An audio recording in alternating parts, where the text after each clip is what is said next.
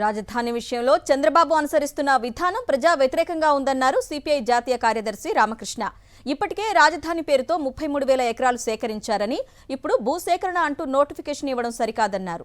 ప్రపంచ రాజధాని అంటూ ప్రజలకు అరచేతిలో వైకుంఠం చూపిస్తున్నారని మండిపడ్డారు.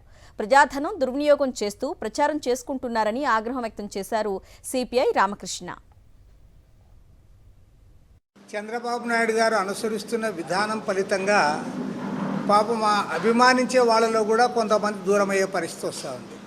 కారణం ఏమంటే రాష్ట్రానికి రాజధాని కావాలి, ఒక నగరం కావాలని మేమంతా కోరుకుంటున్నాం తప్ప, కానీ చంద్రబాబు నాయుడు గారు చెప్పినట్లుగా మొత్తం వేలాది ఎకరాల భూములన్నీ కూడా తీసుకొని భూములన్నీ కూడా తన అధీనంలోకి తెచ్చుకొని మొత్తం అంతా అరచేతిలో వైకుంఠం చూపడము, దానికోసం అప్పులు చేయడాన్ని మాత్రం ఎవరూ సమర్థించడం లేదు. నీవు ఇవాళ ఇప్పటికే ఈరోజు మీరు అధికారంలోకి వచ్చి 2 ఏళ్ళు అవుతూ ఉంది, మీరు దానికోసం అప్పులు తెస్తూ ఉన్నారు. మరి కేంద్రంలో ఇక్కడ 2 చోట్ల మేమే అధికారంలో ఉన్నాం, డబుల్ ఇంజన్ సర్కార్ ఉంది, బ్రహ్మాండంగా చేస్తున్నామని చెప్తా ఉన్నావు.